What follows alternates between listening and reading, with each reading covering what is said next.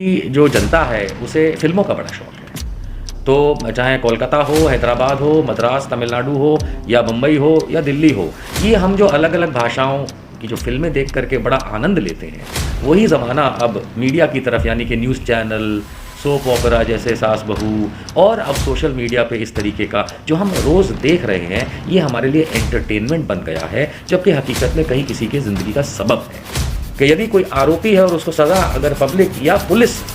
के हाथ में सज़ा देने का प्रावधान नहीं है। इस देश में सज़ा देने का प्रावधान सिर्फ़ और सिर्फ़ कोर्ट को है, न्यायालय को है। आरोपी 2 हैं, नईम और शाहरुख। लेकिन उनके परिवारों के साथ इस तरीके से वहाँ का प्रशासन और संघी और संघी इंक्लाइंड मीडिया के लोग जो बिहेवियर कर रहे हैं, बड़ी अजीबो-गरीब बात है कि शाहरुख आरोपी की एक छोटी बहन भी है। और आप लोगों को जान के अचंभा होगा कि शाहरुख की माँ,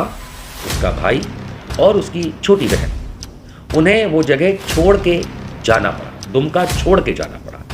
भागना नहीं पड़ा, छोड़ के जाना पड़ा। और उसका कारण ये था कि वहाँ निकलने वाले जुलूस और रैली जिसको कहा जाता है अंकिता सिंह के फेवर में, उसमें नारे लग रहे थे कि जो अंकिता के साथ हुआ वो शाहरुख की छोटी बहन के साथ होना चाहिए। बड़ी बात।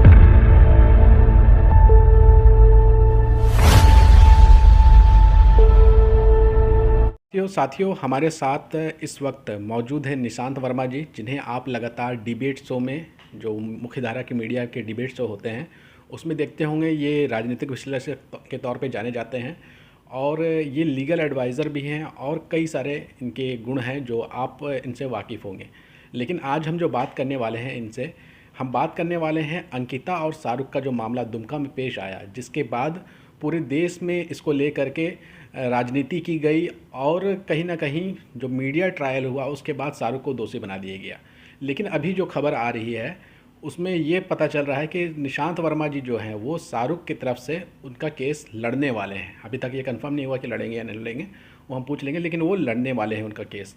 तो क्या सोच करके निशांत वर्मा जी ने शाहरुख का केस पकड़ा है, आइए उनसे जानते हैं।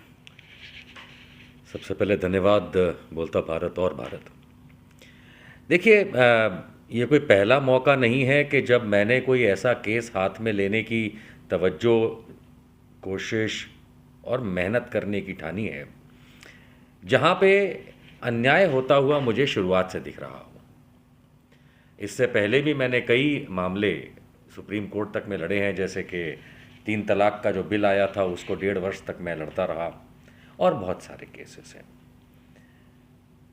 शाहरुख और अंकिता के मामले में जो मैंने देखा, आप सब ने टीवी पे देखा, न्यूज़पेपर में पढ़ा, सोशल मीडिया में पढ़ा, और जब मैं उसकी तह तक गया तो मुझे 2-3 चीज़ें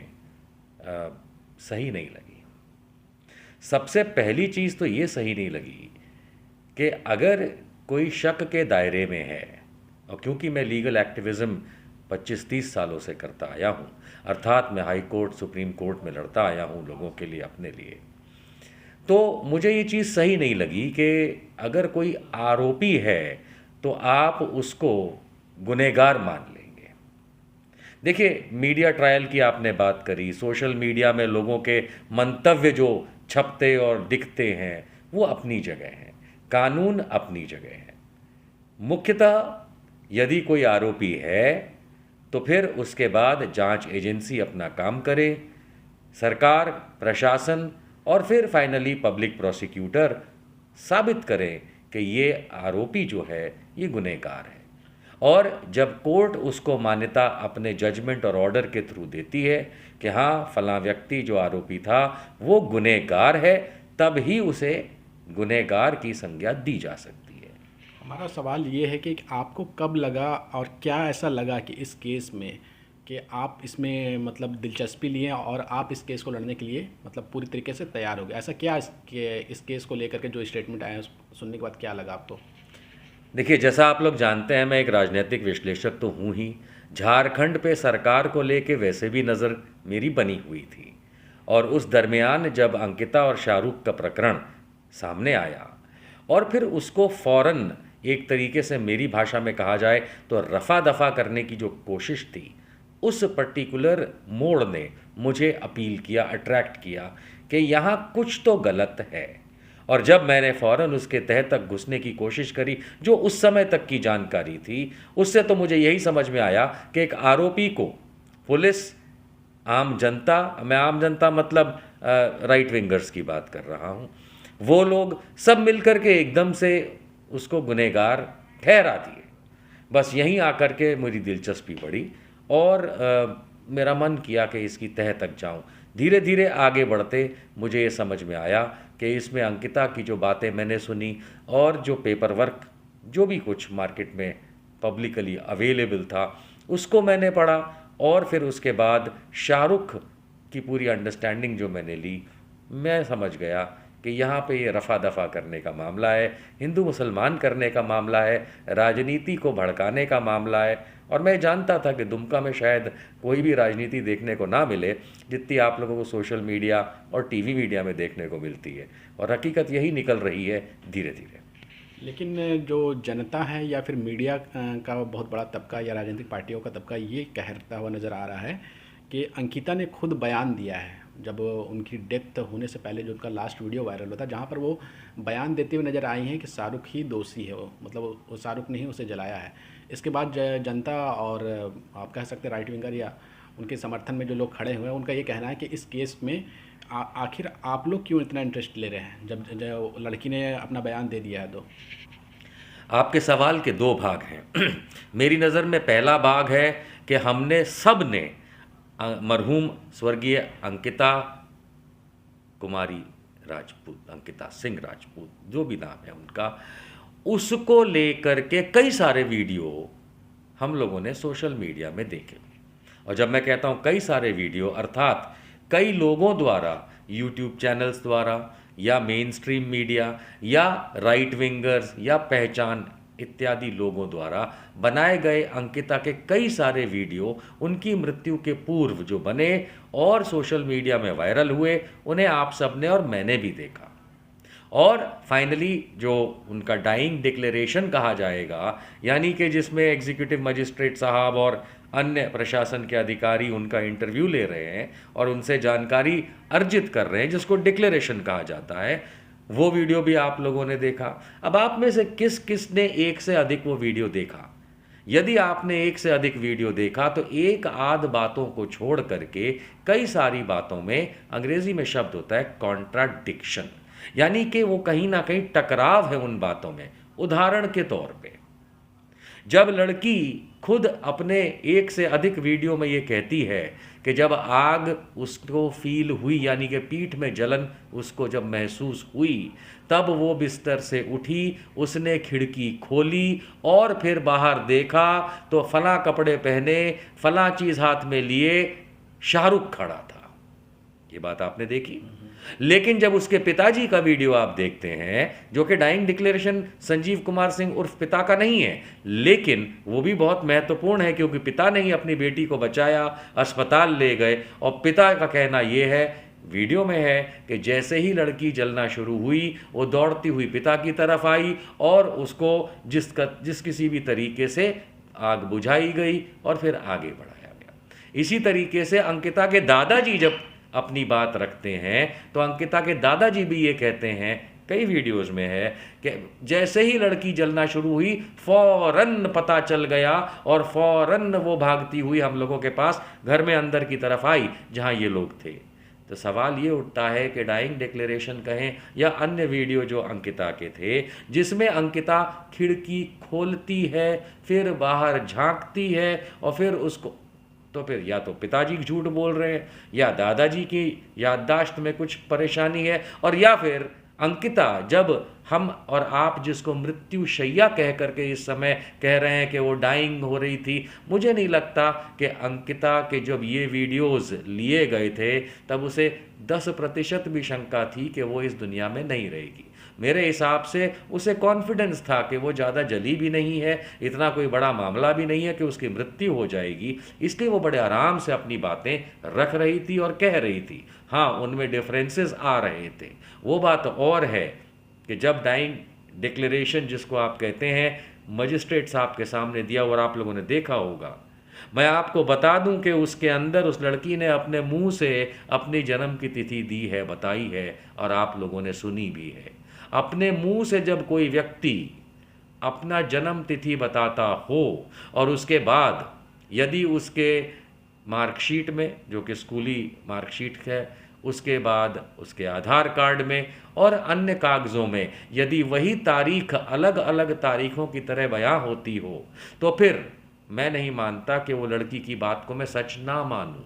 मैं तो ये चाहूँगा कि कानून भी उस लड़की की हर वो बात जो उस लड़की ने कही, यदि अपने डाइंग डिक्लेरेशन में सत्य मानती है कि अगर लड़के ने उसको जलाया और इस वजह से उसकी मृत्यु हुई, यानी कि शाहरुख का नाम लेके, तो फिर उसके जन्म तारीख को वही वीडियो में, वही कानून के तहत, वही कानूनी अधिकारी, चाहे प्रशासन में हो या कोर्ट में हो, वो अलग कैसे मान सकते हैं, अर्थात पॉक्सो की धाराएं कैसे लगती हैं। तो जब ये कॉन्ट्राडिक्शन, जिसको हम अंग्रेज़ी में कहते हैं, यानी कि कुछ बातों में फेर दिखे, डिफरेंस दिखे, अलग अलग चीज़ एक ही दिशा में जाती दिखती हो या एक ही बात अलग अलग दिशाओं में जाती दिखती हो, तो फिर शंका खड़ी होती है, सवाल खड़े होते हैं, समाधान तो सिर्फ कोर्ट में होता है। आप जैसे आपने बताया कि आप जो है हाई कोर्ट, सुप्रीम कोर्ट तक में कई कई सारे केस लड़ चुके हैं, लीगल केसेस लड़ चुके हैं, लेकिन दुमका में ये देखा गया था कि जैसे ही ये मामला सामने आया, वहाँ का जो बार काउंसिल था उसने ऐलान कर दिया कि ये मीडिया के द्वारा खबरें आई हैं कि कोई भी जो है वो शाहरुख की तरफ से केस नहीं लड़ेगा। ये आप एक लीगल एक्टिविस्ट होने के नाते इस चीज़ को आप कैसे देख रहे हैं? देखिए, वैसे तो ये लीगल प्रोफेशन के हित में नहीं है बात, पर ये कोई पहली बार नहीं हुआ। दुमका में मेरे ख्याल से श्री विजय सिंह हैं, अगर मैं नाम सही जानता हूँ, जो बार एसोसिएशन के चेयरमैन हैं। उनका इंटरव्यू भी मैंने देखा था, जिसमें उन्होंने कहा था कि पूरी बार एसोसिएशन ने एक निर्णय लिया है कि शाहरुख का केस और नईम का, यानी छोटू का केस कोई नहीं लड़ेगा। पर ये देश में पहली बार नहीं हुआ है। इससे पहले भी कई अलग जगहों पे, हैदराबाद हो या अन्यथा, हमने ये देखा है कि जब ऐसा कोई मामला सामने आता है तो समाज में रहने वाले ही ये वकील एकदम से अपने आप को एसोसिएशन के तौर पे इससे अलग कर देते हैं। लेकिन मैं इस बात को सही इसलिए नहीं मानता क्योंकि ये तो वही बात हो गई, कोई डॉक्टर की एसोसिएशन कहे कि हम इलाज नहीं करेंगे। देखिए, संविधान में जो आरोपी है उसको भी अपना पक्ष रखने का अधिकार है, और जिसका जो पीड़ित है, पीड़िता का परिवार है, उनको भी अपना पक्ष रखने का अधिकार है। सरकार उनकी तरफ से भी लड़ती है। लेकिन अगर नेचुरल जस्टिस की बात करी जाए, जो कि संविधान सर्वोपरि उस चीज़ को रखता है कि नेचुरल जस्टिस मिलनी चाहिए, एक तरफा नहीं होना चाहिए, तो उसके अंदर खुद वकील लोग अगर अपने आप को ऐसी प्रथा से डाल देंगे, ऐसी प्रथा में डाल देंगे कि उनका मन करेगा तो वो केस नहीं लड़ेंगे पूरी एसोसिएशन, ये गलत प्रथा है। और ये सती प्रथा अब ख़त्म होनी चाहिए हमारे देश में। क्योंकि अब आप देखिए, मुझे दिल्ली से और हमारे मित्र को मुंबई से और हम लोगों को वहाँ से झारखंड आना पड़ रहा है कि किसी तरीके से मैं ये नहीं कहता कि जीतें या हारें, लेकिन न्यायिक प्रक्रिया में इन वकीलों की वजह से दुमका के जो हाथ धरने को तैयार नहीं हैं, जिन किन्हीं भी कारणों से, जो कि उनकी इच्छा भी हो सकती है, लेकिन एसोसिएशन की इच्छा होना ये गलत है। हमारा अगला सवाल ये है कि आपने अपने सोशल मीडिया हैंडल पर इस केस से रिलेटेड कुछ जानकारियाँ शेयर की थी और आपने कुछ हैदराबाद की घटना को याद दिलाया था, तो थोड़ा दर्शकों को क्लियर करिएगा, क्योंकि जिस तरह से खबरों को परोसा जाता है मुख्य धारा की मीडिया के द्वारा, वो कहीं ना कहीं दर्शकों के दिमाग में एक ऐसा काल्पनिक चित्र छाप देता है कि दर्शक जो है ये समझने लगते हैं कि जो खबर दिया जा रहा है वही सही है। तो कोई एक दो एग्जांपल देकर के आप दर्शकों को थोड़ा समझाएं इस मामले को। देखिए, हमारे भारत की जो जनता है उसे फिल्मों का बड़ा शौक़ है। तो चाहे कोलकाता हो, हैदराबाद हो, मद्रास, तमिलनाडु हो, या मुंबई हो या दिल्ली हो, ये हम जो अलग अलग भाषाओं की जो फिल्में देख करके बड़ा आनंद लेते हैं, वही ज़माना अब मीडिया की तरफ, यानी कि न्यूज़ चैनल, सोप ओपेरा जैसे सास बहू, और अब सोशल मीडिया पे इस तरीके का जो हम रोज़ देख रहे हैं, ये हमारे लिए एंटरटेनमेंट बन गया है, जबकि हकीकत में कहीं किसी के ज़िंदगी का सबब है। अब हैदराबाद की जो आपने बात करी मित्र, तो हैदराबाद में प्रियंका रेड्डी बलात्कार और गैंग रेप और मर्डर केस हुआ था, और हम सबको याद है कि पुलिस वालों ने शिनाख्त और उसके बाद जो साइट पे ले जा कर के तहकीकात होती है, वो करते समय चारों आरोपियों को वो पुलिस, वहाँ की Hyderabad police, toll tax plaza जहाँ पे यह हादसा कहा जाता था, वहाँ पे ले गई और फिर एनकाउंटर कहा कि भाई एनकाउंटर करना पड़ा क्योंकि चारों आरोपी वहाँ से भाग रहे थे। मैं बहुत अच्छे से याद है मुझे कि उस समय मैं न्यूज़ 18 इंडिया के एक हिंदी न्यूज़ डिबेट के चैनल पे मैं एक इसी टॉपिक के ऊपर डिबेट में था। अमीश देवगन जो आप लोगों के बड़े फेवरेट एंकर हैं, उनके शो पे, जहाँ सारे ही बड़ी राजनीतिक दलों के नेता प्रवक्ता थे और मैं था। उस समय देश का माहौल इस तरह से था कि प्रियंका रेड्डी स्वर्गीय, जिसका गैंगरेप और बलात्कार हुआ, उसके चारों आरोपियों को पुलिस ने गोली मार करके भले ही एनकाउंटर कर दिया, पर लड़की को और उसके परिवार को न्याय मिल गया। ये पूरे देश के अंदर एक लहर फैली थी उस समय, और लोग कहते थे हाँ सही किया। और उस डिबेट में मैंने वॉकआउट कर दिया था ये कहते हुए सभी राजनीतिक प्रवक्ताओं को, दलों के प्रवक्ताओं को, कि हम कानून अगर इस तरीके से हाथ में लेंगे कि यदि कोई आरोपी है और उसको सज़ा अगर पब्लिक या पुलिस के हाथ में सज़ा देने का प्रावधान नहीं है, इस देश में सज़ा देने का प्रावधान सिर्फ और सिर्फ कोर्ट को है, न्यायालय को है। और उस समय जो ये हादसा हुआ और पूरे देश के अंदर जो एक लहर चली कि बहुत अच्छा हुआ और इसी तरह करना चाहिए और ऐसे ही सड़क पे मार देना चाहिए, तब मैंने ये सवाल भी किया था वॉकआउट करने से प्रोग्राम से पहले कि क्या अब ये होगा कि नरेंद्र मोदी के ऊपर कोई आरोप लगेगा तो कल जाके मैं वही करूं जो हैदराबाद पुलिस ने किया था और पूरा देश चिल्लाएगा वेरी गुड प्रधानमंत्री नो मोर? नहीं, ऐसी प्रक्रिया सही नहीं होती है। आज दुमका के अंदर भी यही हो रहा है। ठीक है, जो पीड़िता है उसने एक आरोपी बताया, ठीक है, बिल्कुल सही है, पुलिस ने अपना सही काम किया, उसको अरेस्ट किया, उसको जेल में डाला, एफआईआर करी, एसआईटी बनाई, चार्जशीट बनी, मामला न्यायालय में है। लेकिन भारतीय जनता पार्टी के लोग, उनके तरफ इंक्लाइंड पत्रकार, वहाँ की पुलिस, दुमका की पुलिस, मैं तो ये नहीं कहूँगा कि सारी पुलिस, लेकिन कहीं ना कहीं नज़रिया पुलिस की तरफ, प्रशासन की तरफ भी आता है। आम जनता तो, आज मैं गया दुमका,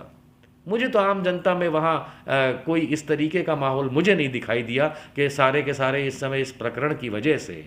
परेशान है। दुमका अपने आप ज़िंदगी जी रहा है, चल रहा है, बिल्कुल नॉर्मल है। लेकिन जब कुछ होता है और right wingers, Bharatiya Janata party के लोग, संघी लोग जिसको आप कहते हैं, हम अंधभक्त कहते हैं, ये जो उस तरीके का ड्रामा शुरू करते हैं कि बस यही हुआ है और अब दुनिया यही ख़त्म होने वाली है, उसकी वजह से प्रशासन पे असर पड़ता है। उस इलाके के बड़े बड़े नेतागण जब जाकर के प्रशासन को दबाने की कोशिश करते हैं, प्रशासन भी कहता है ठीक है। आज मुझे आप एक मीडिया चैनल, एक प्रिंट मीडिया, एक यूट्यूब मीडिया, एक सोशल मीडिया ऐसा बता दीजिए जहां पे शाहरुख को आरोपी कहा जाता हो और गुनहगार ना कहा जाता हो। ये माहौल जो बनाया है, ये मुझे उसी हैदराबाद की याद दिलाता है जो प्रियंका रेड्डी केस में हुआ। माना कि इसके अंदर शायद एनकाउंटर जैसी तो कोई बात आएगी नहीं, लेकिन ये जो पब्लिक का मूड बदलने के लिए जो राजनीतिक कोशिश होती है, ये गलत है। मेरा अगला सवाल ये है कि आपकी बात शाहरुख के परिवार वालों से कुछ हुई है? आप उनके परिवार वालों से अगर मिले होंगे तो उनकी आर्थिक स्थिति कैसी है और कितने एजुकेट है, क्या समझ में आया? बातचीत अगर आप हुई है आपकी उनसे तो बताएं थोड़ा। जी, मेरी बातचीत दोनों परिवारों से है, शाहरुख के परिवार से भी है और नईम यानी कि छोटू के परिवार से भी है। फ़िलहाल कितनी पर बातचीत है, मुलाकात है, वो मैं मामला सब जुडिस है तो मैं उस तक रहना चाहूँगा। लेकिन हाँ, मेरी बातचीत है और उनके साथ सलाह मशवरा करके ही जो भी मैं अपनी तरफ से मेहनत और हमारी टीम की तरफ से जो कोशिश है, शाहरुख और अंकिता और नईम तीनों को और उनके परिवारों को और दुमका को न्याय दिलाने की इस मामले में वो कुछ सलाह मशवरे से ही हो रहा है। तो पहले सवाल का जवाब तो वो है। जहाँ तक आर्थिक परिस्थिति का सवाल है तो पहली बात तो जो मैंने समझा है कि उनकी आर्थिक परिस्थिति ना ठीक थी ना है, और जिन हालातों में इस समय उनके परिवारों को डाल दिया गया है उनकी आर्थिक परिस्थिति बद से बदतर हो गई है। क्योंकि मैं आप लोगों को बता दूं दोस्तों कि आरोपी दो हैं, नईम और शाहरुख, लेकिन उनके परिवारों के साथ इस तरीके से वहाँ का प्रशासन और संघी और संघी इंक्लाइंड मीडिया के लोग जो बिहेवियर कर रहे हैं, बड़ी अजीबोगरीब बात है कि शाहरुख आरोपी की एक छोटी बहन भी है। और आप लोगों को जान के अचंभा होगा कि शाहरुख की माँ, उसका भाई और उसकी छोटी बहन, उन्हें वो जगह छोड़ के जाना पड़ा, दुमका छोड़ के जाना पड़ा, भागना नहीं पड़ा, छोड़ के जाना पड़ा। और उसका कारण ये था कि वहाँ निकलने वाले जुलूस और रैली जिसको कहा जाता है अंकिता सिंह के फेवर में, उसमें नारे लग रहे थे कि जो अंकिता के साथ हुआ वो शाहरुख की छोटी बहन के साथ होना ये चाहिए। बहुत बड़ी बात कह रहे हैं, जो आपने स्टेटमेंट दिया है, ये बहुत बड़ी बात है। और दर्शकों को भी ये समझना पड़ेगा कि जब कोई इस तरह की घटना आती है और मीडिया जो माहौल बनाता है, वहाँ पर आसपास के राजनीतिक लोग माहौल बनाते हैं, तो जो पीड़ित होता है और जो आरोपी होता है, उसके घर परिवार वालों को भी खतरा हो जाता है। बिल्कुल। और इसी वजह से शाहरुख के जो भाई हैं मोहम्मद सलमान, उन्होंने अपनी माँ, अम्मी और अपनी बहन, छोटी बहन को दुमका से हटा लिया है। क्योंकि सरफिरे लोग जब नारे लगाने लगे तो शाहरुख से भी बड़े आरोपी गिने जाएंगे मेरी नज़र में। क्योंकि फिर तो आप वही बात कर रहे हैं, बिल्कुल आप वही बात कर रहे हैं कि जो एक जाहिल गंवार, अनपढ़ क्रिमिनल करता है। अगर मैं 2 मिनट के लिए इस चर्चा में ये कह भी दूं क्या शाहरुख ने बहुत गलत किया, अभी मुझे नहीं पता, कोर्ट का निर्णय बाकी है, शायद ना भी किया, लेकिन अगर उसने गलत किया तो फिर आपने उसकी छोटी नाबालिग बहन के बारे में वही बात करके आप लोगों ने क्या किया? क्या आप लोग भी शाहरुख की तरह इस समय दुमका जेल में पेश ना कर दिए जाने चाहिए? हमारा आखिरी सवाल है और यहाँ से इंटरव्यू ख़त्म करेंगे। तो हम ये जानना चाह रहे हैं कि जो लीगल प्रोसेस है वो कब तक शुरू हो जाएगा और कब तक जो है आप कोर्ट में शाहरुख के पक्ष से जो है शाहरुख के पक्ष से आप लीगल लड़ाई लड़ते हुए देखे जाएंगे? देखिए, हमारी तरफ से शाहरुख और नईम छोटू की दोनों के लिए न्यायिक प्रक्रिया हमारी तरफ से शुरू हो चुकी है, जिसके अंदर जो विभिन्न कागजात तैयारियां करनी होती हैं, परमिशंस होती हैं और कोर्ट में जमा कराने की जो पोजीशंस होती हैं कागजातों की, वो हमने शुरू कर दी हैं। और ये उनके परिवारों से बातचीत, सलाह मशवरा करने के पश्चात ही शुरू की है। जहाँ तक बात है न्यायिक प्रक्रिया की, वो तो पहले ही शुरू हो चुकी है। अंकिता की मृत्यु के फ़ौरन बाद, उससे पहले जो कुछ हुआ, लेकिन उसके बाद, उनकी मृत्यु के फ़ौरन बाद दोनों लोगों को जेल हवाले में कर दिया गया है और कोर्ट में मामला है। तो जहाँ तक बात है कि नईम, छोटू और शाहरुख की तरफ से जो न्यायिक प्रक्रिया के अंदर हिस्सा लेना है, उसकी शुरुआत हम इसीलिए यहाँ पे दुमका में हैं कि हमने वो शुरुआत कर दी है और जैसे जैसे आगे बढ़ेगा हम अपडेट करते जाएंगे। तो साथियों, ये थे निशांत वर्मा जी, जिनसे हमने जाना कि शाहरुख का मामला और अंकिता का मामला में क्या पेच था और क्या कानूनी लड़ाई आगे होने वाली है, उससे जुड़ी हमने बातें की है। आपका इस वीडियो के ऊपर क्या कहना है, हमें कमेंट करके ज़रूर बताइएगा। अगर ये वीडियो अच्छी लगी है तो ज़्यादा से ज़्यादा शेयर करिएगा।